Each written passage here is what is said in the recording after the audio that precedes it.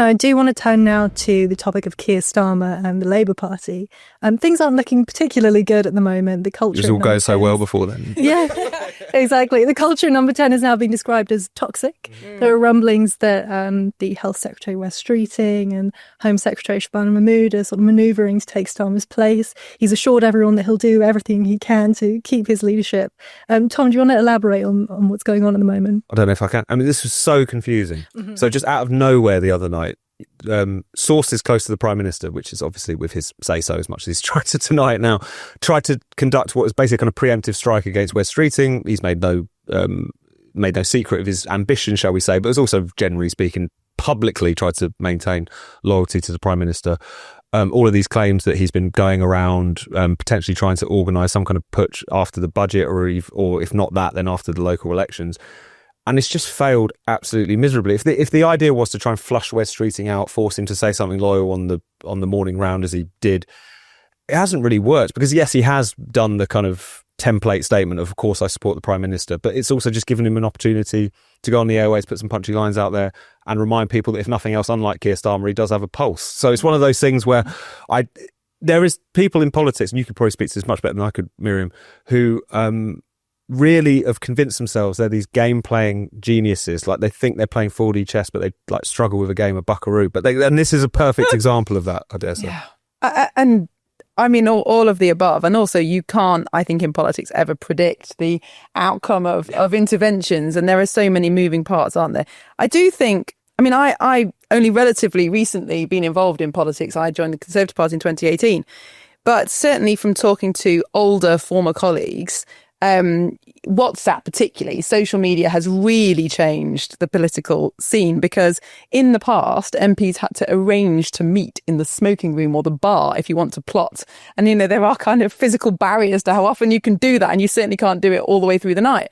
But I think WhatsApp enables MPs to have one-on-one conversations, group conversations with journalists, completely off the record at any time of day or night. And so we've had this speeding up of the sense of chaos and destabilisation. So I think that's a big part of it. The government's in a complete rut. And I think the Conservative Party would have been in a complete rut if the Conservative Party was in power now, because essentially the economy is on the verge of collapse.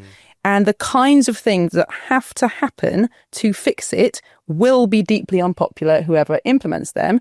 And Labour backbenchers are absolutely not willing to implement them. So I actually feel very sorry for Keir Starmer and Rachel Reeves. I don't for the first minute think they're the best Prime Minister and Chancellor we could possibly have. I don't think they're particularly engaging individuals, but nevertheless, they are the slave to their circumstances right now. And there's not a lot we can do. But I think more broadly, it speaks to the type of politicians we now have, which are generally quite boring, don't have really an opinion about things. If they do have an opinion about things, they're too scared to share it. They don't have much life experience. And the reason they're boring is because the minute you get involved in some sort of trouble or your personal life looks colourful, you are immediately excluded because the media will bring you down, or the Telegraph will make sure you get beheaded or something like that. So I think we've got the politicians we deserve, quite frankly, and we're in this mess because we won't allow people to have an opinion.